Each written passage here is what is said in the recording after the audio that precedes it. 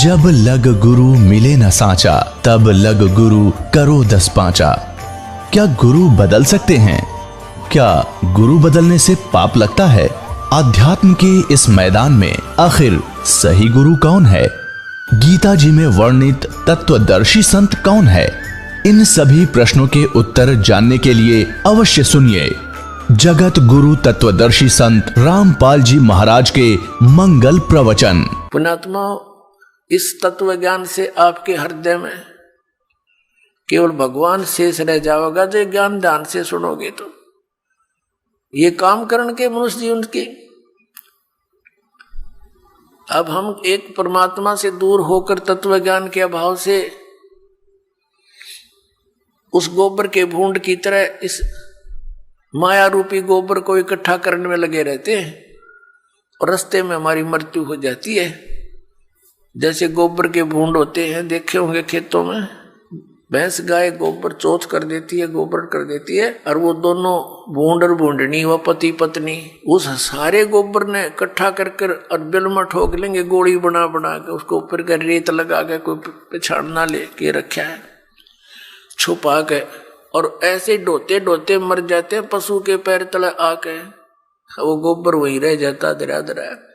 तो ये माया जोड़ जोड़ के बैंक भर दिए, अरे भी गधा बन के सैर सपट्टे करते फिरेंगे, जिनके पैसे लिए ये जैसे राजा लोग हैं, मंत्री है, मुख्यमंत्री, अन्य मंत्री या कोई राजपद पर बैठे हैं, कर्मचारी अधिकारी हैं, ये जनता के टैक्स से मौज मार रहे हैं और कर लगा रखा जनता पे, जिसमें गरीब आदमी भी अपने 10 नौहों की कमाई से कुछ करता है, वो भी टैक्स में जाता है और उस पर ये मौज करते हैं।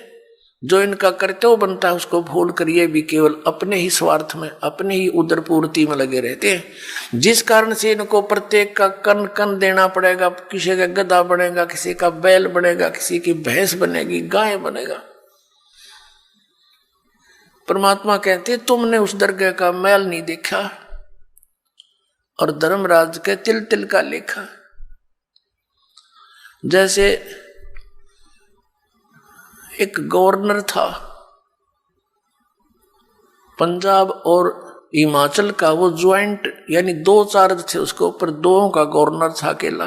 वो रिटायरमेंट पे था, 1-2 वर्ष रह रहे थे। उसने सोचा पहाड़ी क्षेत्र में हिली स्टेशन पर बहुत बड़ा बंगला बनाऊंगा और बुढ़ापे में वहां ठाठ से रहा करूंगा, शुद्ध वायु होगी, सैर सपट्टे वहां करा करूंगा। उस उद्देश्य से 3 करोड़ रुपये लेकर हेलीकॉप्टर में वहां के कोई अच्छे बड़े प्लाट का, बड़े जमीन का वो रजिस्ट्री कराने चला था। 3 करोड़ रुपये उसने हेलीकॉप्टर में रख रखे थे। अपन आत्माओं पहले 100 के नोट थे, 500 के भी ना थे, तो मरण के काम ताप पर कर रहा था वो 3 करोड़ 100 के नोट। और बरकत देखे कितने हो जाते हैं। तो वो दुर्घटनाग्रस्त हो गया वो हेलीकॉप्टर, उसका परिवार भी साथ में था, एक बालक बच्चा था लड़का, वो पहाड़ियों पर मर गया पड़ के। और वो नोट उड़ते फिरे, वो बकरी खावा उनने, फिर वो आकर जो भेड़ बकरी चरा रहे थे वो उठा ले गए गडरिए। फिर उनको फिर क्या देखा कि उसका जो अपना रेजिडेंस था वहां उसने तय खाना बना रखा और उसमें 40 करोड़ रुपया दे रखा। 40 करोड़ रुपया 100 के नोटों का मेरे ख्याल में 2 ट्रकों में नहीं चला है। और वो छाती का लाए बैठा सांप की तरह उस पर सोए और वहां मर गया, वो रह गया दरिया दरिया। अब क्या होगा? वो लाट साहब फिर गधा बनेगा और गेला उसकी पत्नी, और फिर क्या बनेंगे वहां जिस जिसके पैसे इकट्ठे कर रखे थे प्रत्येक का पाई पाई का हिसाब चुकाएंगे। बहुत लंबा काम बना लिया उन्होंने अपने ऊपर। तो परमात्मा कहते हैं कि तुमने उस दरगाह का मैल नहीं देखा और धर्मराज के तिल तिल का लेखा। तो यहां परमात्मा हमें याद दिलाते हैं कि जैसे श्रीमद् भगवत गीता अध्याय नंबर 7 के श्लोक 29 में कहा है कि अर्जुन, मेरे आश्रित होकर मैं तुझे जो ज्ञान बता रहा हूं उसको आश्रय करके उस पर अमल करो। क्या बताया है? गीता जी अध्याय नंबर 4 के श्लोक नंबर 32 में कहा है कि आध्यात्मिक अनुष्ठानों यानी यज्ञों की जानकारी सच्चिदानंद घन ब्रह्म की वाणी में विस्तार के साथ कही गई है। वो तत्व ज्ञान है और उस तत्व ज्ञान को जानने के पश्चात तू सब कर्म बंधनों से मुक्त हो जाएगा। चौथे अध्याय के 34वें श्लोक में श्रीमद् भगवत गीता में कहा है कि अर्जुन, उस तत्व ज्ञान को जो सच्चिदानंद घन ब्रह्म ने स्वयं आकर अपने मुख कमल से बोला है, वो कबीर वाणी है, वो कबीर वाणी है, वो सच्चिदानंद घन ब्रह्म की वाणी है, वो तत्व ज्ञान है। उस तत्व ज्ञान को तू तत्वदर्शी संतों के पास जाकर समझ। उनको दंडवत प्रणाम करने से, कपट छोड़कर उनसे प्रसन्न करने से, सरलतापूर्वक प्रसन्न करने से वो तत्वदर्शी संत तुझे उस परमात्म तत्व का ज्ञान कराएंगे। यानी गीता ज्ञान दाता से अन्य कोई परम शक्ति है जो पूर्ण मोक्षदायक है, जिसकी शरण में जाने के बाद फिर संसार में लौटकर कभी नहीं आते, पूर्ण मोक्ष होता है। और उसकी कृपा से ही ये जीव परम शांति को और सनातन परम धाम को प्राप्त होता है। अपने विषय में गीता ज्ञानदाता कहता है कि अर्जुन, चौथे अध्याय के 5 और 9 में, दूसरे अध्याय के 12 श्लोक में गीता जी में, गीता अध्याय नंबर 10 के श्लोक नंबर 2 में कहता है, अर्जुन तेरे और मेरे बहुत जन्म हो चुके हैं, तू नहीं जानता, मैं जानता हूं। तो इसे सिद्ध गीता ज्ञानदाता भी नाशवान है, इसकी भी जन्म मृत्यु होती है। गीता ज्ञानदाता कौन है? श्री कृष्ण में ये ब्रह्म बोल रहा है। अब ब्रह्म की पूजा करने से भी वो स्थान प्राप्त नहीं हो सकता जहां जाने के बाद साधक फिर लौटकर संसार में कभी नहीं आते, जो गीता जी अध्याय नंबर 15 के श्लोक नंबर 4 में कहा है।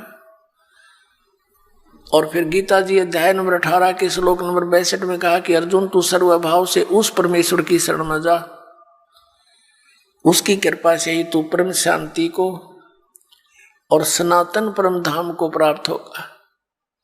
तो इससे सिद्ध हो गया कि उस गीता ज्ञानदाता से अन्य कोई परमेश्वर है जिसकी कृपा से वो सारा ये जन्म मृत्यु का ये झंझट, ये रोग, ये कति कटेगा और उसी से परम शांति होगी। अपने विषय में गीता ज्ञानदाता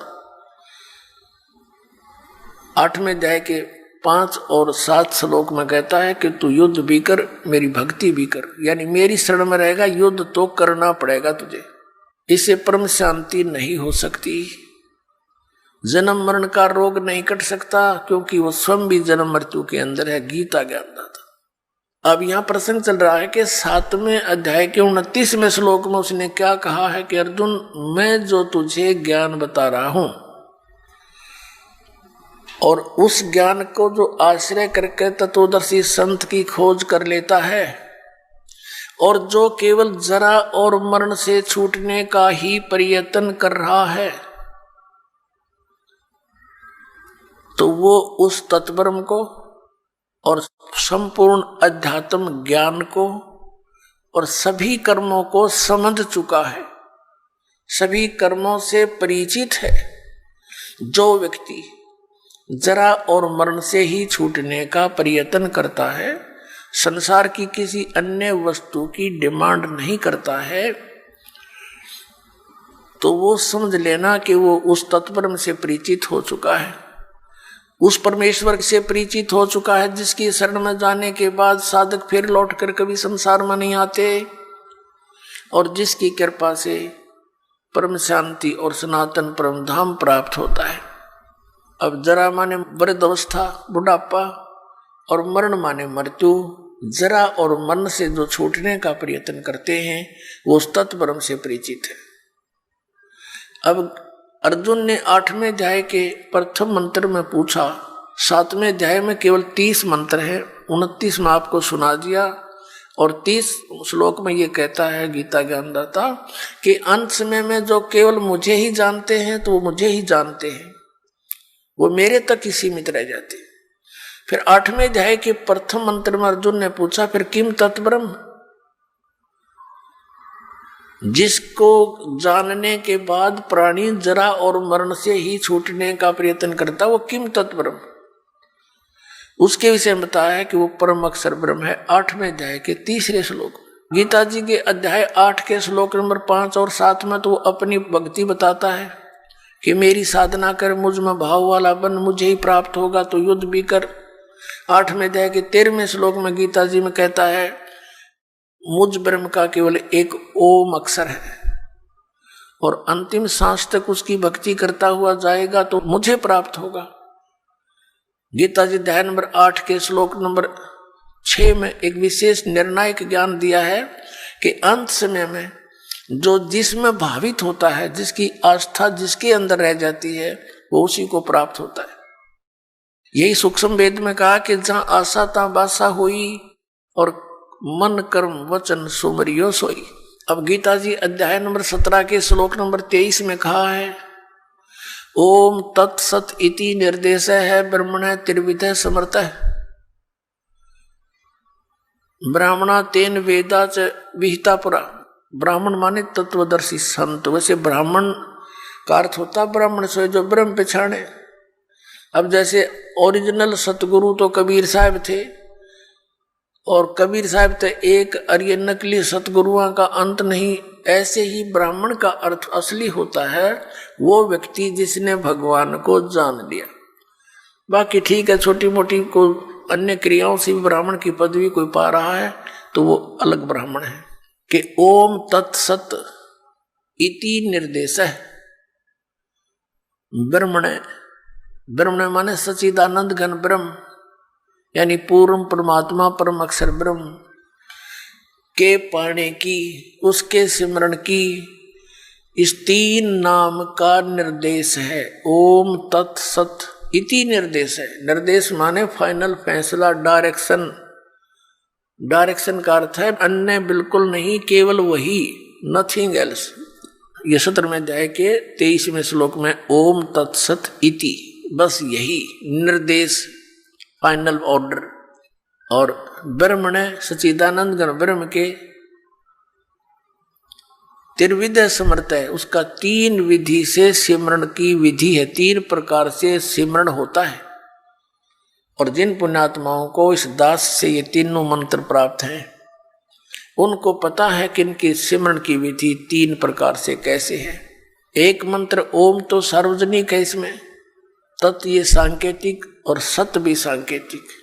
गीता जी अध्याय नंबर 15 के श्लोक नंबर 16 और 17 में 3 पुरुष बताए हैं, एक सर पुरुष, अक्षर पुरुष। इन दोनों को रिजेक्ट किया है। ये और इनके अंतर्गत जितने प्राणी हैं, इन भगवानों के, पुरुष माने प्रभु, इन स्वामियों के अंतर्गत जितने प्राणी हैं, और ये स्वयं भी नाशवान हैं, जीव आत्मा किसी की नहीं मरती। 15वें अध्याय के फिर 17वें श्लोक में तुरंत कहा है उत्तम पुरुष है तू अन्य परमात्मा इति उदाहरते, कि इन दोनों से गीता अध्याय 15 के श्लोक 16 में वर्णित सरपुरुष और अक्षर पुरुष, इन 2 प्रभुओं से उत्तम पुरुष, इनसे श्रेष्ठ पुरुष तो कोई और ही है, अन्य ही है। यह परमात्मा इति उदाहरते, कहते हैं उत्तम पुरुष तो अन्य परमात्मा इति उदाहरते। यह लोक तरम आविश्य विवर्ती अवैश्वर है, और वही परमात्मा कहा जाता है। वो श्रेष्ठ भगवान तो इन दोनों से कोई और है, सर पुरुष और अक्षर पुरुष से। वो कौन है? वो परम अक्षर पुरुष है, वो परम अक्षर ब्रह्म है। परम अक्षर पुरुष कहो चाहे परम अक्षर ब्रह्म कहो, सर पुरुष कहो चाहे सर ब्रह्म कहो, अक्षर पुरुष कहो चाहे अक्षर ब्रह्म कहो। गीता जी अध्याय नंबर 8 के श्लोक नंबर 3 में जिसके विषय में कहा है वो परम अक्षर ब्रह्म है, उत्तम पुरुष है तू अन्य परमात्मा इति उदाहरते है। ये लोक तरम आविश्य विवर्ती, जो संसार रूपी वृक्ष की जड़ है, वो मूल मालिक है, जो सबका पालन पोषण करता है, जो तीनों लोकों में प्रवेश करके सबका धारण पोषण करता, वो वास्तव में अविनाशी परमात्मा है। अब प्रसंग चल रहा है 8वें अध्याय के 5 और 7 मंत्र में। गीता ज्ञानदाता अपने विषय में बता रहा है कि मेरी भक्ति कर मुझे प्राप्त होगा, लेकिन ओम नाम का जाप कर, ओम नाम से जो परम गति होगी वो ब्रह्मलोक प्राप्ति है। ब्रह्मलोक में गए प्राणी फिर वापस आते हैं, जन्म मृत्यु में रहते हैं। और गीता ज्ञानदाता स्वयं भी कहता है मेरे भी अर्जुन तेरे भी बहुत जन्म हो चुके, तो नहीं जानता। तो इससे पूर्ण मोक्ष और सनातन परम धाम और परम शांति नहीं हो सकती। गीता जी अध्याय नंबर 17 के श्लोक 23 में ओम तत्सत तीनों भगवानों के मंत्र हैं, सर्वपुरुष, अक्षर पुरुष और परम अक्षर पुरुष के। सर्वब्रह्म, अक्षर ब्रह्म और परम अक्षर ब्रह्म। तो सर्वब्रह्म कहो, इसको सीधा ब्रह्म भी बोल देते हैं, इसको ज्योत स्वरूपी निरंजन काल भी कहते हैं। इसका ओम मंत्र है, यो तो इसने डिक्लेयर कर ही रखा है। अब उस परमात्मा को पाने की ये 3 मंत्र की साधना है या पूजा नहीं है, या साधना है। जैसे जल पानी नीर, जैसे दंडन सतगुरु वाले देते 3 मंत्र, अकाल मूर्त सब स्वरूपी राम सतपुरुष, ये तो पाना है हमने, इसको तो खोजना है।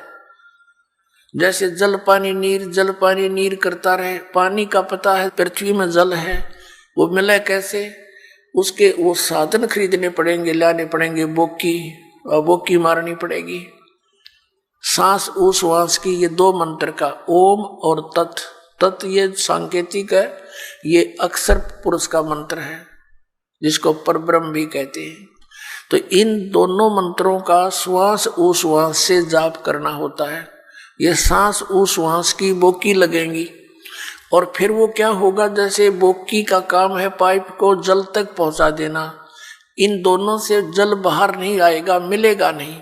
फिर तीसरा हैंड पंप लगाना पड़ेगा उस जल को बाहर निकालने के लिए, प्राप्त करने के लिए, वो भी सेवा पूजा है। ऐसे ही इन 2 मंत्रों से, जो सतनाम के 2 अक्षर का मंत्र है, एक ओम और एक तत्, सांकेतिक दास बताता है इस पृथ्वी पर 21 ब्रह्मांड में इस दास के अतिरिक्त ना इस नाम से कोई परिचित है 3 मंत्र से, और ना ही कोई अधिकारी है, ये सत्कर मान लेना। और कोई देता है तो धोखेबाज है। यदि कोई इस दास से लेकर के कहीं ये शुरू भी कर रखी होगी दुकान, का नीच तो पावेगा कहीं ना कहीं लुका छुपा, फिर समाज उससे भी बच के रहेगा और उसके फंसे हुए जाल के भक्तों को भी समझाने की चेष्टा करेगा कि गलत आदमी का फंस गए तुम। ऐसे तो ये दुश्मन पहले बतेरे थे, जिन भ्रमित कर दिया, डबो दिया देश का देश, पूरे मानव समाज को गुमराह कर रखा। भगवान के शत्रु हैं ये, परमात्मा के बच्चों को मिसगाइड किए बैठे। अब ओम और तत्, ये तो सतनाम 2 अक्षर का, और ये राधा स्वामी के गुरुजी खुद कहते हैं जो 2 अक्षर का भेद बतावे सोए गुरु पूरा कहावे। इन 1 अक्षर का बिना बेरा था, 5 नाम काल के 5 उनका जाप करते हैं, जिस कारण से इनका मुखिया भी भूत की योनि प्राप्त किए हुए हैं और अपनी से सैबुकी में बढ़कर प्रवेश करके हुक्का पीवे और चूरमा खावे, रोटी खावे। अब खा यहीं पर खा धक्के, क्योंकि संत मिले नहीं और पिछली पुण्यकर्मी प्राणी थे ये महात्मा, आगे चार्जर ठीक मिला नहीं, सतभक्ति मिली नहीं, पिछली बैटरी डिस्चार्ज होगी, पुनक्षीण हो गए, भूता बनना था। फिर करोड़ों लोगों को गुमराह करने का दोष सिर पर रख ले गया, वो तो दुर्गति इसकी न्यारी होगी। ये सत्कर्माना पुण्यात्माओं, दास का कोई उससे भाई बंटवारा ना, कोई किसी चीज का हिस्से में साझा नहीं, वे उसको उनको कोई झूठ बोल कर जनता को अपने पीछे लगा कर उनका कोई हिस्सा लेता हूं, नहीं। परमात्मा ने इस दास को वो ज्ञान दे दिया जो किसी के पास नहीं, इसके बिना जीव का कल्याण कति नहीं। परमात्मा के बच्चे अपना जीवन नाश कर रहे हैं। मुझे बहुत रोना आता कई बार बैठ करके, कौन सी साइड से समझाऊं भगवान, आप पर दया करिए, अपने बच्चों को आपने ये शुरुआत की है तो इसको पार भी लगाना। परमात्मा हम जीवों के बस का नहीं है, इतने बड़े मिशन को सफल करना, आप ही दया करियो। तो पुण्यात्मा जो प्रसंग चल रहा है कि जैसे हैंड पंप लगाया, बोकी पहुंच गई, पाइप भी नीचे चलेगी, बोकी का काम हो गया पूरा। अब पाइप जो है उसके ऊपर एक हैंड पंप लगाना पड़ेगा। अब वो हैंड पंप को भी फिर उसकी पूजा है, उसका सिमरण करना है, वो सारनाम है, ये सतनाम है 2 अक्षर का। एक ओम और तत् और सत जो है ये सांकेतिक है, ये सार नाम है। तो ये पूरे प्रोसीजर का सिमरण करने से पूरा सिस्टम जब सिमरण लगेगा तो पूरे सिस्टम से पानी बाहर आएगा। तो हम पूजा नहीं करते, ये पूजा तो हम जल की करते हैं, हैंडपंप लगाए हैं, जल की पूजा कर रहे हैं। उस वस्तु को प्राप्ति के लिए जो भी हम साधन अपना रहे हैं वो तो साधन है। तो ऐसे ये साधना है उस परम अक्षर ब्रह्म के पाने की। ओम तत्सत इति निर्देश ब्रह्मण है तिर्विधय समर्थ है, उस सच्चिदानंद घन ब्रह्म के सिमरण की, उसको प्राप्ति करने की ये 3 मंत्र का निर्देश है। तो अब गीता जी अध्याय नंबर 8 के श्लोक नंबर 7-5 के अंदर तो वो अपने विषय में कहता है मेरी भक्ति कर मुझे प्राप्त होगा, लेकिन जन्म मृत्यु तेरी भी रहेगी मेरी भी रहेगी। गीता जी अध्याय नंबर 8 के ही श्लोक नंबर 8, 9, 10 में गीता ज्ञानदाता कहता है कि उस परम अक्षर ब्रह्म आदि पुरुष परमेश्वर की भक्ति करने वाला उसी को प्राप्त होता है। उसके लिए इसने ऑप्शन छोड़ दिया कि मुझे मालूम नहीं, तत्वदर्शी संतों को पूछो। अब प्रसंग चल रहा है कि 7वें अध्याय के 29वें श्लोक में कहा है कि अर्जुन जब तुझे पूरा अध्यात्म ज्ञान हो जाएगा और तत्व ज्ञान से उस तत्परम से परिचित हो जाएगा और सभी कर्मों से परिचित हो जाएगा, फिर वो प्राणी यहाँ की किसी वस्तु की डिमांड नहीं करता। तो पुण्यात्माओं ये कर्मों की जानकारी आपको दी जा रही है आज के सत्संग में। अब जैसे शंका आ जाती है कि एक तरफ तो विधान है परमात्मा का कि जैसे भी कर्म प्राणी करेगा उसका फल उसको अवश्य मिलेगा, दूसरी तरफ ये कहा जाता है गुरु बिन माला फेरते, गुरु बिन देते दान, गुरु बिन दोनों निष्फल हैं, चाहे पूछो वेद पुराण। वे गुरु जी के बिना कोई दान पुण्य करते हैं वो व्यर्थ है, भक्ति भी करते हैं वो भी व्यर्थ है। दूसरी तरफ ये भी कहा गया भी जैसा कोई कर्म करेगा चाहे कैसा भी है वो भी उसको फल मिलेगा, बिल्कुल सत्य है। अब जैसे इन संतों ने मनमुखी जाप किए, किसी वेद के एक मंत्र को लेकर उसको सिद्ध करने के लिए सैकड़ों वर्ष बैठे रहे। अब परमात्मा के निमित्त किसी मंत्र को लेकर वेद के मंत्र का जाप रह रहकर करने से उसके अंदर सिद्धियां आ जाती हैं। सिंगल ओम नाम का जाप करने से भी सिद्धियां आ जाती हैं, क्योंकि कोई जड़ी है उसको एक अकेली जड़ी के खाने से कुछ अन्य लाभ है और उस जड़ी को अन्य जड़ियों के साथ मिलाकर प्रयोग करने से वो कुछ और ही एक्स्ट्रा लाभ देता है। तो ऐसे इन मंत्रों को जानना आप, और फिर इनकी विधि के अंतर होता है। जैसे एक भक्त इसी बात से चला गया यहाँ से छोड़ करके, पहले तो आपने 7 मंत्रों के प्रथम मंत्र में भी वही मंत्र दे रखे हैं, सतनाम दिया उसी को उल्ट सुलट करके ये दे दिया, ये क्या मंत्र हुए। तो ये अज्ञानी व्यक्ति जब तक ज्ञान समझ में नहीं आता वो नाम भी लेकर भी अपना जीवन व्यर्थ कर जाते हैं। तो पहले तो ये सोचना चाहिए कि जो ज्ञान दास दे रहा है वे वेदों में प्रमाणित है। फिर दूसरा, इस दास को पता है कि अकेला कौन से मंत्र से क्या लाभ होगा, उसको जोड़ देने से उसका क्या बेनिफिट होगा। तो इस प्रकार उसको अन्य तरीके से जाप करने से उसका क्या लाभ होगा, इस मंत्र से इसकी तरह जाप करने से उसका क्या लाभ होगा। तो ये डॉक्टर ही बता सकता है उस यूज ऑफ द मेडिसिन और उसके बेनिफिट। तो आप मरीज होकर के डॉक्टर के उसमें जो ट्रीटमेंट में ऑब्जेक्शन करते हैं तो वो कर्महीन इंसान होते हैं। अपने आत्मा दूसरी कारण ये बन गया कि ये भोली आत्मा पहले दूध के जले हुए, नकली संतों से नकली नाम जाप कर कर ये थक चुके हैं। अब इनको ये भी हो जाता है कि कहीं यहाँ भी हम ऐसे ही डले ढोते रहें।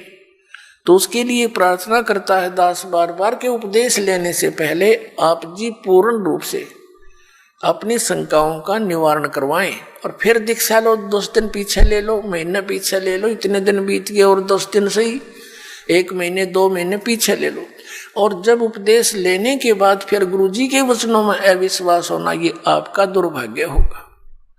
इस दास के एक भी वचन पर आपको किसी भी प्रकार का अविश्वास नहीं होना चाहिए, ये ब्लाइंड फेथ करना पड़ेगा। और आप जी ने ब्लाइंड फेथ किया क्योंकि उन नकलियों के पास किया, उन्होंने आपकी भावना का, आपकी श्रद्धा का, आपके डिवोशन का दुरुपयोग किया, उनको ज्ञान था नहीं। आप जी पूरे मानव समाज ने ये सोचा गुरु जी जो कहते हैं वो सही होता है। अब वहां दूध के जड़े हुए, अब यहाँ छाछ को भी फूंक मारने लग गए तुम। तो पहले उसको टेस्ट कर ले, बाद में ऑब्जेक्शन करें, यानी नाम लेने के बाद फिर मन में दोष आता है तो आप नाम रहित हो जाते हो। ये बहुत भयंकर और नाजुक दौर होता है इस भक्ति का, और काल ये चाहता है, उसने इसीलिए तो सारा जुगाड़ जोड़ रखा, नकली नरेश संत बना दिए। इंद्रादास स्वामी, धन धन सतगुरु, जय गुरुदेव, और ये जनोद वाला, और ये जगमाल वाली वाला, ये सतपाल जी महाराज, और ये तेरे बाल योगेश्वर, और यह साराम उड़े निरंकारी, ये देश का देश धका दिया काल ने, और खक नहीं इनके पास।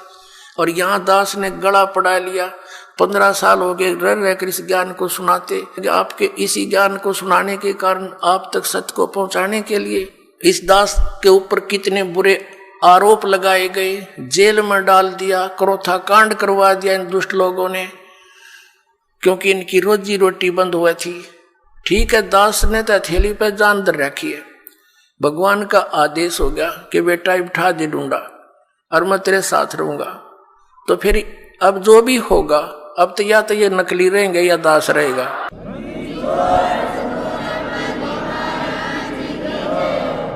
अज्ञान तो पहले था ही था, अब ये ज्ञान रहेगा, एक का रहेगा दूसरा नहीं रहेगा संसार में। आप देख लेना, कुछ ही दिनों की बात है, बुद्धिमान समाज है, अभी तक तो बैठे बेचारे भोले भाले आंख मीचे, और जब इनको ज्ञान होगा कौन मरेगा वहां, अपना फांसी कौन लगवाएगा, तुरंत भाग आएंगे वहां से कि रिश्तेदारी टूटे तो टूटो 100 वर्ग। तो कहने का भाव ये है कि जो उद्देश्य लेकर हम आए उसको पूरा करना पड़ेगा। तो प्रसंग जो चल रहा है कि वहां तो लाखों लोग, करोड़ों की संख्या में इकट्ठे हो गए चंद दिनों में, और यहाँ देख रहे कितना संघर्ष कर रहा है ये दास, और कितने जिन बच्चों को, पुण्यात्माओं को ज्ञान हुआ, वह भी अपने बहन भाइयों को, रिश्तेदारों को, दूर देश वालों को और संदेश देना चाहते हैं। हमारे साथ कितना ये अत्याचार किया जा रहा है। जैसे यहाँ हरियाणा में क्रोथा कांड करा के हमें जेल में ठोक दिया, क्रोथा आश्रम छीन लिया, तहस नहस कर दिया, झूठी अफवाहें फैला दी, गुंडा है, बदमाश है, वहाँ ऐसे होता था ताकि सब जनता उनसे नफरत करे और साथ में जितने उनके शिष्य हैं वो भाग जाएं। ऐसा गंदा व्यक्ति है रामपाल।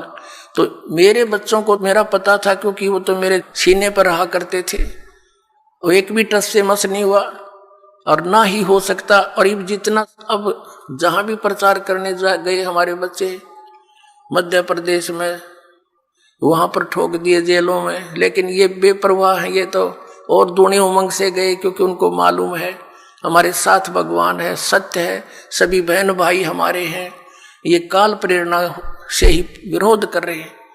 तो पुण्यात्माओं, ये संघर्ष आप जी ने सब न करना पड़ेगा मिलकर। जब ज्ञान हो जाएगा, लड़ना नहीं है किसी से, लड़ने से तुम्हारा मिशन फेल हो जाएगा।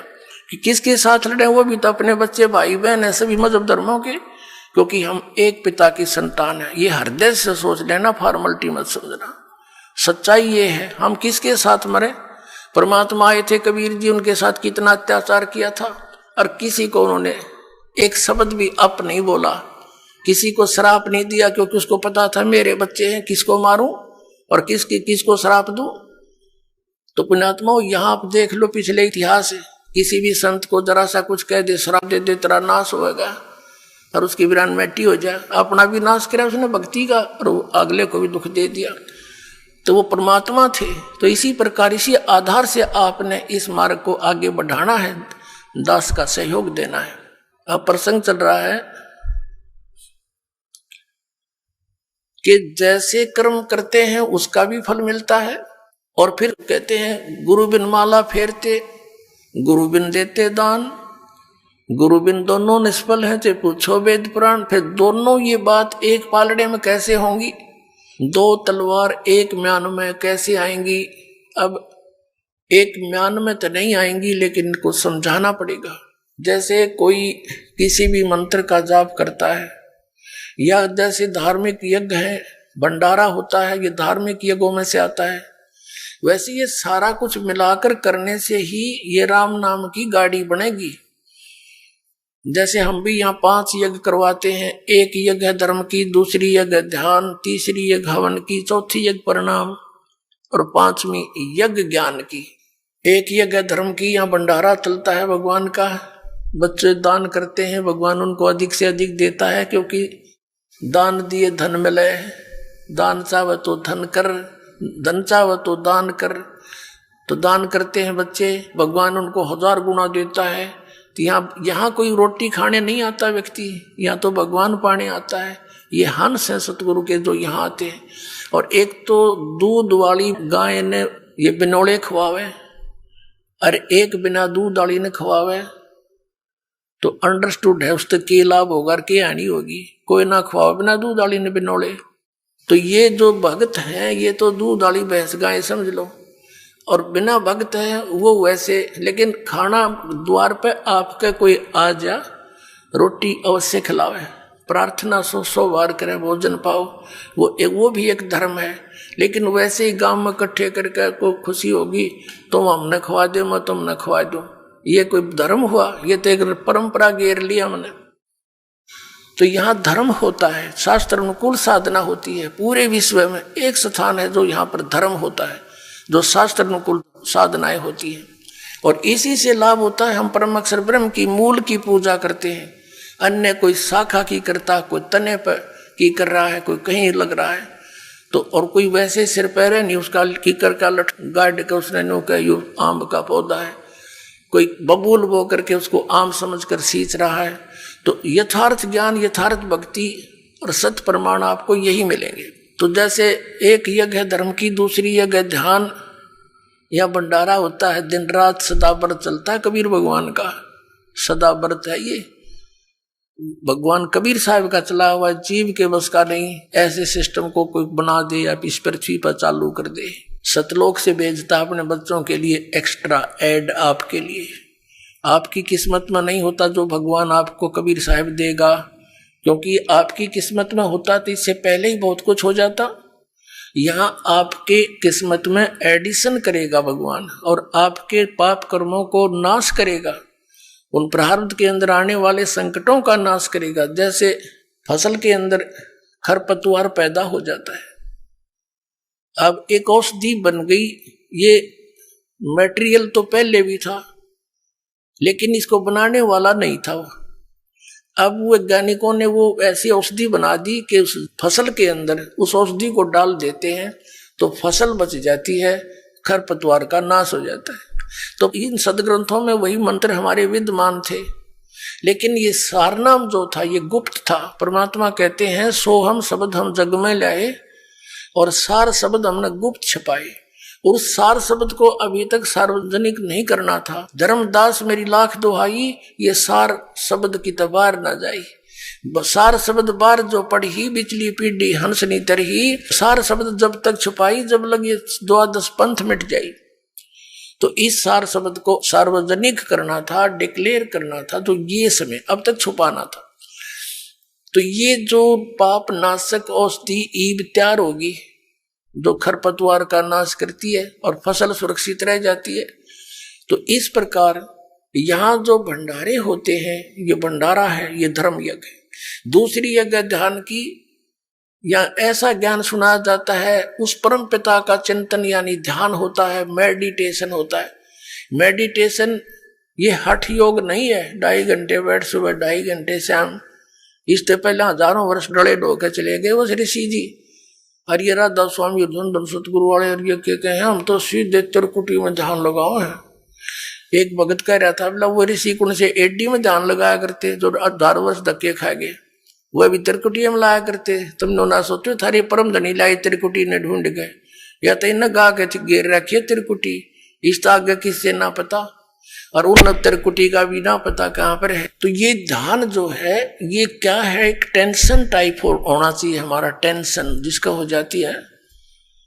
जैसे किसी को किसी भी कारण से टेंशन होगी तो उसकी रह रह कर माइंड की सुई वहीं जाएगी, बात भी कर रहा थोड़ी देर के बाद फिर वहीं, किसी से बतलाता है 2 मिनट के बाद फिर वहीं ध्यान पहुंच जाता है। तो ये है हमारा मेडिटेशन, ये है सहज समाधि। जो पति वर्ता पति से राती आन पुरुष नहीं भावे, बसे पीहर में सुरत प्रीतम में ऐसे ध्यान लगावे। जैसे बेटी अपने घर आ जाती है, वो रहती अपने पिता के घर पर है लेकिन उसका ध्यान पति में रहता है, वहां के कार्यक्रम में रहता है, वो बातें भी करती है काम भी करती है लेकिन अंदर से उसका ध्यान वहां से, वो है मेडिटेशन। हमारा मेडिटेशन ये है क्योंकि हम परमात्मा के यहाँ गुणों से ज्ञान यज्ञ से ऐसा प्रेरित कर देंगे कि आपका ध्यान उस सचखंड के अंदर रहने लग जाएगा। ये तो गंदा लोग कल मर जा, पता यहाँ कौन है, आगे पता नहीं कहाँ डालेगा ये, तो एकदम आपका यहाँ से सिमट कर उल्टा हट कर जब तक यहाँ रहोगे, जैसे लड़की अपने पिता के घर पे रहती है सारा काम करती है लेकिन उसकी अंतिम इच्छा होती है पति आवर चलो अपना काम संभालूंगी, वहां से ऐसे बहुत सा कार्य है। तो ये हमारा मेडिटेशन ये है, ये सहज समाधि कहलाती है। और फिर क्या बताया, जैसे आप कई दिन पहले यहाँ आने के लिए, क्योंकि घर में 2 सदस्य नाम ले रहे हैं, 4 नहीं ले रखा, तो वो रोज वो ये भी कहते हैं तीसरे दिन चले जाते हो तुमने तो पता नहीं क्या पा गया, तो वो भी चिंता बन जाती है कि ये हम चालन की कहेंगे, ये चौड़ी गेरेंगे। तो उसके लिए भी आपको सेटिंग करते हो, पहले से कोई अच्छी तरह घना काम करते हो, 100 काम सेट करते हो, कहीं ये ट्या ना करें, तो वो भी जानना है भगवान का यहाँ आने के लिए। तो इस प्रकार दूसरी यज्ञ ध्यान और तीसरी यज्ञ हवन की, यहाँ पर जोत जलाई जाती है उस देसी घी की, गाय और भैंस के घी की। अब वेदों के अंदर कहीं भी यो बटवाड़ के हवन करण का निर्देश नहीं है, ज्योति यज्ञ बोला है, ज्योति यज्ञ। एक ज्योति से यज्ञ होता है, हवन होता है, ज्योति हवन, ज्योति यज्ञ हवन कहलाता है। एक जोत लगाई जाती है रुई की, पतली सी जोत में, उसमें घी डालते रहो। 100 ग्राम 200 ग्राम रुई में आप चाहे 100 क्विंटल घी को हवन कर दो, और 100 क्विंटल घी को हवन करने के लिए लकड़ी तक कम से कम भी 10 क्विंटल फूकनी पड़ेंगी। तो उस लकड़ियों के जलने से कार्बन डाइऑक्साइड एक्स्ट्रा और आने ही करेगा। और 100 ग्राम 200 ग्राम रुई में 100 क्विंटल घी को हवन कर दो, उसमें डालते रहोगी। तो ये परमात्मा ने चलाई थी। और इन राधा स्वामी धन धन सदगुरु जय गुरुदेव वाले, ये जनोदाले, ये निरंकारी सतपाल वाले सारे, ये जितने, ये उन जोत लुआनी भी बंद कर दी। पहले हमारे सबके घरों में हवन योग होते थे, जैसा भी उनको ज्ञान था ज्योति लाते थे, ऐसे टेढ़ी दीपक बोलते थे उसको, घी की से जलाते थे थोड़ी सी। अभी न वो भी बंद करवा दी, बताइए फिर लाभ कैसे होगा? नो हम तो अंदर जोत जलावाएंगे, उस शिवदयाल का जल की जोत, बुक्की में बैठा भूत बना, इन बाकी क्या गौर जल जाएगी थोड़े दिन में। धर्म छुटवा दिया। अब पुनः इस दास के ऊपर इतना वजन आ गया कि उस बिगड़े हुए सारे सिस्टम को फिर सेट करवाना, और किसी को कोई विरोध का सामना करना पड़ रहा है, किसी को किसी का, लेकिन ये ज्ञान होने के बाद फिर तो मीराबाई वाला काम हो जाएगा आपके साथ में। चाहे कोई गुंडी कहो चाहे बुंडी, मेरी तो सुरत नाम में लगी, मुझे कुछ भी कहो, अब मैं इस मार्ग से विचलित नहीं हो सकती। तो ऐसे ही आपके साथ बनेगी, तब आप भक्त बनोगे। अब तीसरी यज्ञ हवन की, यहाँ जितने भी पाठ होते हैं, जैसे अब के 400 पाठ चल रहे हैं, तो 404 क्विंटल घी का हवन होगा, बल्कि 4.5 क्विंटल का, कि मैं अन्य जोत अलग से होती है उनका। और पर 10वें दिन ऐसे ही 4-5 क्विंटल घी का या परमात्मा का हवन होता है। तो ये विधिवत यज्ञ है। चौथा यज्ञ प्रणाम। अब जैसे यहाँ दंडोत प्रणाम कराते हैं, इस मन के अंदर, हमारे अंदर इतना गंद भर दिया इस काल ने, अभिमान ठोक दिया। अभिमान के पास भगवान नहीं आ सकता। परमात्मा का और अभिमान का बिल्कुल न सोच ले। नॉर्थ और साउथ पोल समझ लो इनको, ये आपस में कभी नहीं मिल सकते। तो इसको हमने अहंकार को खत्म करना पड़ेगा। इस माटी का हम कितना अभिमान बना लेते हैं, छोटी सी पोस्ट मिल गई, हांडी पाक जाए, धरती तोल देते हैं, मंत्री प्रधानमंत्री बन जा, पता नहीं क्या बन जाते हैं, और 1 मिनट में अधरंग मार जा, है पांगा मुंह हो जा, हाथ उठे नहीं, न पड़े पड़ा मुंह बावर माखी लकड़े और बड़े, हटा नहीं सकता उनको। तो इस मिट्टी का अभिमान ये काल का इंजेक्शन है, ये बेमतलब का, इसको भी हमने सेट करना है। इस मिट्टी को मिट्टी जानकर, इस मिट्टी से भगवान पाने के लिए, इसे सोना उगाने के लिए वो क्रियाएं आपने सारी करनी पड़ेंगी जो दास बतावेगा। क्योंकि दास डॉक्टर है, आप रोगी हो जन्म मरण के रोग के, और दास की प्रत्येक आपने परहेज यानी वो भी रखना पड़ेगा, पथ्य भी, और फिर देखना कैसा रंग लगता है। और 5वीं यज्ञ है ये ज्ञान की। अब ये ज्ञान सुनाया जाता जो आज तक सुना ना देखा, ये सत्यनारायण कथा सुनाई जाती है, उस अविनाशी परमात्मा की कथा। पहले हम श्री विष्णु जी को नारायण मानकर कथा सुना करते थे, ये तो नासवान है, ये सत्यनारायण कहां से हो गया। सत्यनारायण माने सत्य साहेब यानी सच्चा भगवान, नारायण माने जल पर निवास करने वाला, आकर ठहरने वाला। जैसे प्रत्येक युग में परमात्मा शिशु रूप धारण करके वन के अंदर यानी बाहर जंगल में एक तालाब के ऊपर कमल के फूल पर विराजमान होता है, जल के ऊपर, जिस कारण से उस परमात्मा कबीर जी को नारायण कहा जाता है। तो ये सत्यनारायण कबीर जी है। तो यहाँ कहते हैं जगत का पेख ना पेखा, धनी का नाम ना लेखा। अपने आत्माओं हम फिर उसी प्रसंग पर आते हैं कि वो भी लाभ उनको होते हैं जो एक, जैसे किसी ने किसी व्यक्ति के कहने से या देखम देखा कहीं पर तीर्थ पर जाकर भंडारा कर दिया, कहीं पर कंबल बांट दिए, पक्षियों को दाने डाल दिए, कुत्तों को रोटी डाल दी, कोई प्याऊ बनवा दी, कोई धर्मशाला बनवा दी, कोई कुआ बनवा दिया। अब परमात्मा कहते हैं जैसे धर्मशाला है, कुएं हैं, कुत्तों को रोटी डालना, पक्षियों को रोटी डालना, ये बहुत अच्छी बात है। यह तो उपदेशी को भी चाहिए, अगर ऐसा वो कर सकता है तो कर सकता है। लेकिन मंदिर वगैरह में कहीं दान नहीं देना, मंदिर वगैरह नहीं हमने बनाने, क्योंकि हमने अपने मन मंदिर में पूजा करनी है उस परम पिता परमात्मा की, या अन्य किसी गुरुद्वारे में, मस्जिद में, चर्च के बनाने में हमें कोई सहयोग नहीं देना, क्योंकि हमने उन्हीं क्रियाओं पर अपना पैसा लगाना है जिससे हमें प्रभु मिले। और जो आदेश दास का हो, वो आदेश दास का क्या होगा, जो परमात्मा का विधान होगा उसी तरह करना। और हमारे लिए कोई मंदिर, मस्जिद, गुरुद्वारे ये अनादरणीय नहीं है, लेकिन उनमें केवल वो महान आत्माओं की, महापुरुषों की मूर्तियां रखी हैं। उन मूर्तियों से, या वहां जैसे गुरु ग्रंथ साहिब रखा है, गुरु ग्रंथ साहिब में लिखे वर्णन के आधार से हमने क्रियाएं करने से मोक्ष होगा। केवल किसी गुरुद्वारे के अंदर और गुरु ग्रंथ साहिब को रखकर ही उसका आदर सत्कार करते रहने मात्र से नहीं, आदर सत्कार तो सबका करना। जैसे मूर्ति है, एक सेब की मूर्ति है, सेब की मूर्ति तो प्रेरणा करती है कि ये सेब है, इतना बढ़िया होता है, इसके खाने से क्या लाभ होता है। लेकिन वो पत्थर की मूर्ति सेब वाला काम नहीं करती। वह मूर्ति जरूर है उस पत्थर उसकी, वो अनादरणीय नहीं है, लेकिन वो मूर्ति सेब वाला काम नहीं कर सकती। जिन भगवानों की तुम मूर्ति बनाए रखे बैठे हो, वो मूर्ति वो काम नहीं कर सकती जो भगवान करेंगे। और उन भगवानों से लाभ लेने के लिए उनकी प्राप्ति के मंत्र भी इस दास के पास है, जो सबसे पहले वही दिए जाते हैं जिससे वो आपको कुछ लाभ दे सकेंगे।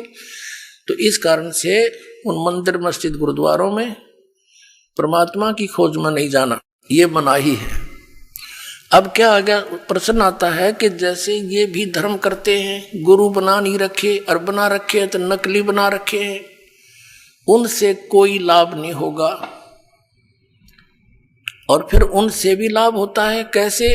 और फिर ये भी कहते हैं कि जैसे कर्म करोगे फल तो मिलेगा ही मिलेगा, अवश्य मिलेगा। जैसे आप देखते हो एक कुत्ता बैठा है गाड़ी में, एक कुत्ता गाड़ी में बैठा है, मनुष्य उसका ड्राइवर है, और वो बैठा पछली सीट पे और खिड़की में गन्नू मुंह काट के देख रहा है नो सैर सपट्टे से खूब।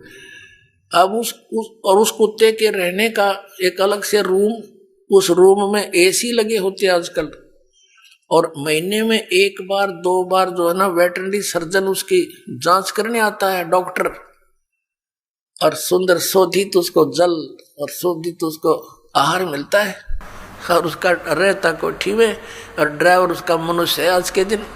तो उस पुण्यात्मा ने कभी मनमुखी ये दान धर्म किए थे, उन दान धर्मों का फल उसको कुत्ते की योनि में मिल गया। यदि वो मर्यादावत करता, परम संत की शरण लेकर करता, और किसी कारण से मोक्ष प्राप्ति ना होती, यहाँ भी रह जाता, तो उसको वो सुख मिलते जो उसने कुत्ते की योनि में मिले, उसको मनुष्य जीवन में मिलते वो सुख सारे मिलते किए हुए।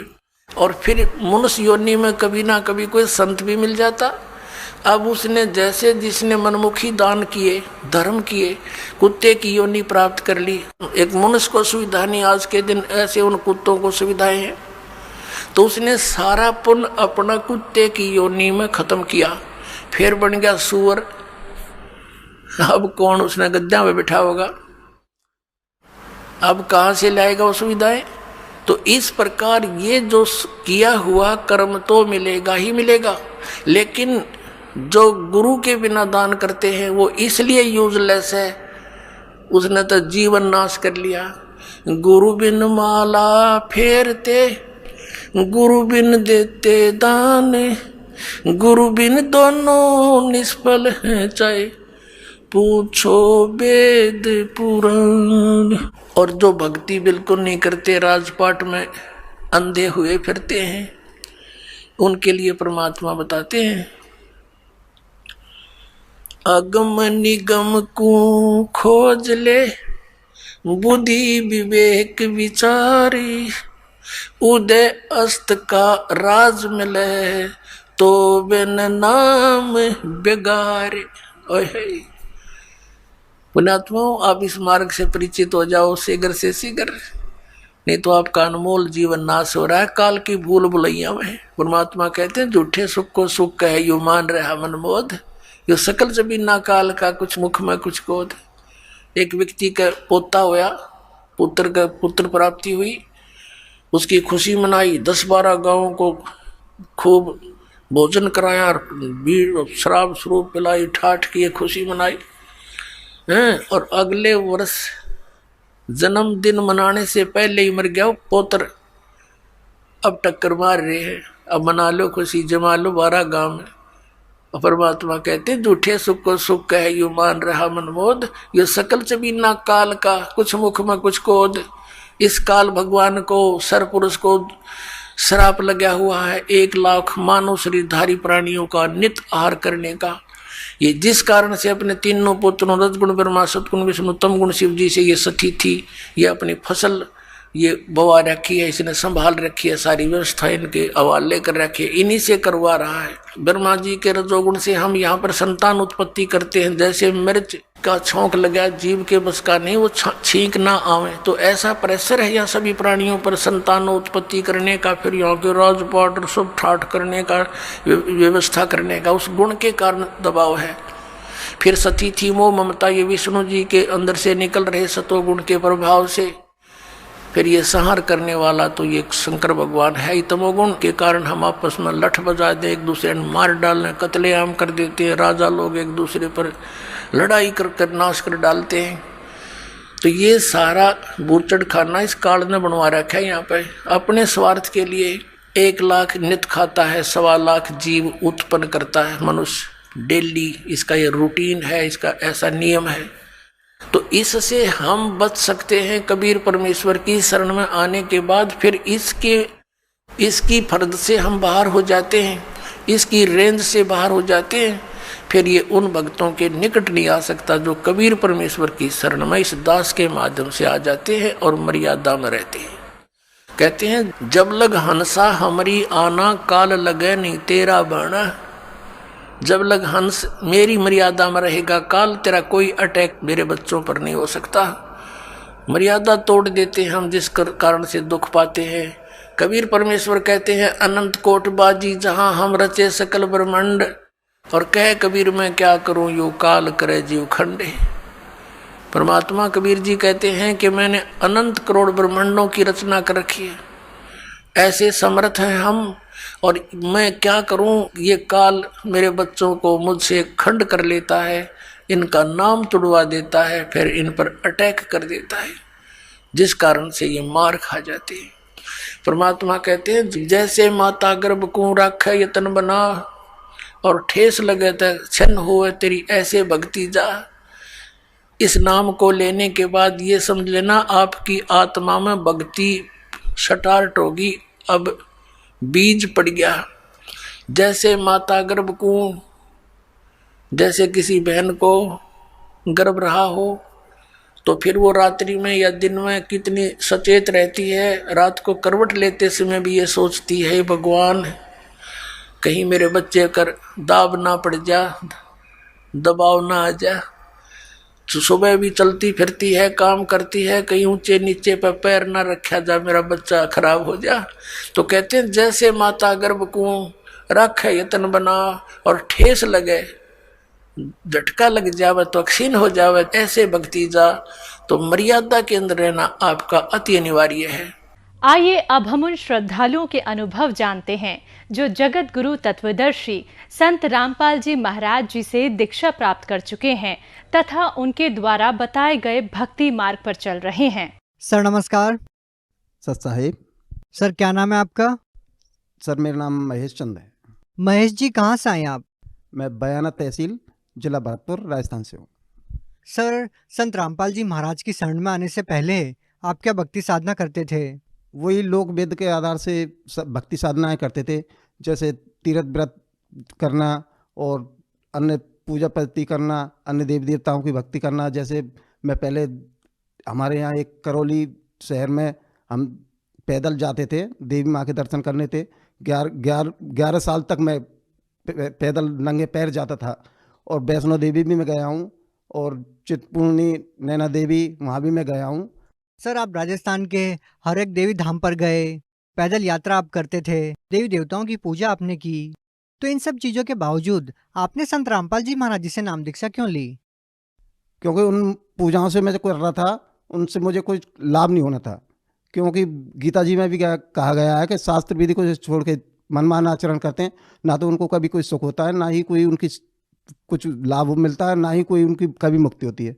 आपका कहने का मतलब ये है कि देव देवताओं की पूजा करना, पैदल यात्राएं करना, क्या ये भक्ति विधि शास्त्रों में नहीं लिखी हुई? नहीं लिखा हुआ है कहीं भी। तो सर आपको संत रामपाल जी महाराज जी के बारे में कैसे पता लगा? ये सर मेरा एक मित्र है जो कि उन्होंने नाम दीक्षा पहले से ले रखी है। वो मेरे पास बैठते थे, वो मेरे को बताते थे कि ऐसे ऐसे गुरुदेव आए हुए हैं संत रामपाल जी महाराज, जो कि पूर्ण परमात्मा कबीर साहब के ही अवतार हैं। तो वो मेरे को बताते थे, पर मुझे यकीन नहीं होता था। तो मैं बार बार वो मेरे पास आके बैठते थे और यही चर्चा करते थे। तो मैंने एक दिन ये सोचा, मैंने कि यार ये रोज़ रोज़ मेरे से आके यही कहते हैं, तो मैं क्यों ना इनकी छानबीन करूं। तो मैंने संत रामपाल जी महाराज का 3-4 महीने करीब तो मैंने इनका सत्संग देखा था। तो सत्संग में परमात्मा सब खोल के, सभी वेद शास्त्रों को खोल के एक एक अक्षर को ऐसे बता रहे थे, जो मेरे मतलब मैं उनसे प्रभावित हुआ। फिर उनका मैंने ज्ञान समझा। ज्ञान समझने के बाद मैं परमात्मा संत रामपाल जी महाराज से नाम उपदेश लिया। सर हमारे मन में ये सवाल है कि टीवी चैनल्स पर और भी संतों और महंतों के सत्संग आते हैं, तो संत रामपाल जी महाराज जी के सत्संग में आपको ऐसी कौन सी बातें लगी जिन बातों ने आपको प्रभावित किया? सबसे पहले तो ये है कि भगत जी आज तक हमें जिन शास्त्रों का लेके जो साधु संत जो भी हमें ज्ञान देते थे, उन्होंने कभी भी हमको शास्त्र अपने खोल के नहीं बताए। और संत रामपाल जी महाराज ने हमें एक एक शास्त्रों से, सबसे जैसे कुरान शरीफ से भी, अपने बाइबल से भी, और गीता जी से भी, और चारों वेदों से भी, पुराणों से भी, सभी से ये निकाल के दिया कि वो पूर्ण परमात्मा है, कबीर साहब हैं। सर आपने संत रामपाल जी महाराज जी का ज्ञान सुना और ज्ञान समझकर आपने नाम दीक्षा ली, तो क्या संत रामपाल जी महाराज जी से नाम दीक्षा लेने के बाद आपको कोई लाभ भी मिला? हाँ, तो सबसे पहला लाभ तो भगत जी मुझे ये हुआ कि मेरे यहाँ सीने में दर्द होता था तो वो परमात्मा से नाम उपदेश लेके, संत रामपाल जी महाराज से नाम उपदेश लेके, वो मेरा दर्द आज तक मुझे पता ही नहीं चला कि वो दर्द गया कहाँ। और मेरे घुटनों में भी दर्द होता था, जो कि मैंने बहुत डॉक्टरों पे भी जांच कराई थी, तो हर डॉक्टर यही बोलता कि कैल्शियम ख़त्म हो गया है और उनका मतलब चिकनाई ख़त्म हो गई है। और मेरी एड़ियों में भी दर्द होता था, तो एड़ियों के मतलब पैर रखते ही मेरे पैरों में ऐसा दर्द होता था कि पैर रखा नहीं जाता था। लेकिन संत रामपाल जी महाराज से जब से मैंने नाम उपदेश लिया, परमात्मा की दया से बिल्कुल मेरा वो रोग बिल्कुल एकदम ठीक हो गया, जो आज तक नहीं हुआ वो आज तक। और एक लाभ और, भगत जी मेरे बच्चों के डेंगू हो गया था, तो डेंगू में मैंने मतलब हॉस्पिटल जाके उनकी रिपोर्ट कराई तो डेंगू निकला, और डेंगू के पश्चात मैंने ट्रीटमेंट कराया तो मेरे दोनों बच्चों के डेंगू होते हुए मतलब 15,000 प्लेट रहने के बाद भी डॉक्टर साहब ने ये बोला कि इनको कहीं नहीं ले जाना है, ये यहीं ठीक हो जाएंगे। 15,000 प्लेट रहने के बाद भी मेरे बच्चों को वहीं रखा, और ये सब पर संत रामपाल जी महाराज की कृपा थी। और मेरे सामने ही 40,000 प्लेट वालों को वहाँ से रेफर कर दिया था कि इनको आगरा जयपुर ले जाओ या भरतपुर ले जाओ। लेकिन मेरे बच्चों को देख के ऐसा भी नहीं लग रहा था कि ये इतने बीमार हैं, डेंगू से ग्रस्त हैं। लेकिन पर ये सब संत रामपाल जी महाराज का चमत्कार था, और संत रामपाल जी महाराज ने ही उनको ठीक किया। सर, संत रामपाल जी महाराज जी के अनुयायियों का दावा है कि उनसे नाम दीक्षा लेने के बाद उनका नशा छूट जाता है। क्या आप भी पहले कोई नशा करते थे? हाँ जी, मैं भी बहुत नशा करता था, जैसे बीड़ी सिगरेट पीना। एक पैकेट मैं सिगरेट के रोज पीता था, और मैं इतना नशा करता था कि कभी भी छोड़ नहीं पाया। मैं उसका नशा छोड़ने की एवज में मैं माँ की कसम भी खाता था, मेरे बहन की कसम भी खाता था कि आज के बाद मैं कभी नशा नहीं करूँगा, लेकिन वो कभी मैं नशा छोड़ नहीं पाया। लेकिन संत रामपाल जी महाराज की ऐसी कृपा हुई कि संत रामपाल जी महाराज की शरण में आने के बाद वो मेरा नशा भी छूट गया। एक सिगरेट का पैकेट मैं रोज पीता था, लेकिन परमात्मा की दया से, संत रामपाल जी महाराज की दया से वो मेरा नशा छूट गया। और मीट मांस मदरा भी मैं खाता था, लेकिन जब से संत रामपाल जी महाराज की शरण में आया वो भी मेरा सब छूट गया। सर, हम आपसे जानना चाहेंगे, जो लोग आज भी नशा करते हैं और वो लोग चाहकर भी अपना नशा नहीं छोड़ पा रहे हैं, तो क्या वो भी आपकी तरह संत रामपाल जी महाराज जी से नाम दीक्षा लेंगे तो क्या उनका भी नशा छूट जाएगा? जैसे मेरे विकार निकले हैं ऐसे सभी के विकार निकल सकते हैं, अगर, क्योंकि संत रामपाल जी महाराज जो हमें भक्ति देते हैं वो शास्त्र अनुकूल देते हैं, और शास्त्रों से प्रमाण करके बताते हैं कि यही सत भक्ति है। और जो परमात्मा जो नाम जो देते हैं, नाम जाप करने के लिए जो देते हैं, वो नाम जाप करने से ही कैसे भी कैसा रोग और कैसे भी कैसा नशा सब छूट जाता है। सर, आप भगत समाज को क्या संदेश देना चाहते हैं? जो भी इस चैनल पे जो परमात्मा के सत्संग को देखते हैं, उनसे मेरा सभी से हाथ जोड़ के निवेदन है कि ज़्यादा से ज़्यादा इस सत्संग को सुनें और ज्ञान को समझें, क्योंकि ये संत रामपाल जी महाराज स्वयं कबीर परमात्मा के ही अवतार हैं। उन्हीं का, इनका चोला लेके, संत रामपाल जी महाराज का चोला लेके स्वयं कबीर साहब ही आए हुए हैं। इनका ज्ञान समझो। सर, आज के दिन कोई व्यक्ति अगर संत रामपाल जी महाराज जी से नाम दीक्षा लेना चाहता है तो वो कैसे ले पाएगा? ये विभिन्न चैनलों पे, हमारे संत रामपाल जी महाराज के चैनलों पे सत्संग आते हैं, और सत्संगों के नीचे एक पीली पट्टी चलती है, तो पीली पट्टी पे जो भी फ़ोन नंबर दिए जाते हैं उन पे कांटेक्ट करके आपको बता दी जाएगा कि आपके नज़दीक में जो भी नामदान सेंटर है वहाँ जाके आप नाम दीक्षा ले सकते हो और अपना कल्याण करा सकते हो। बहुत बहुत धन्यवाद। सत साहिब।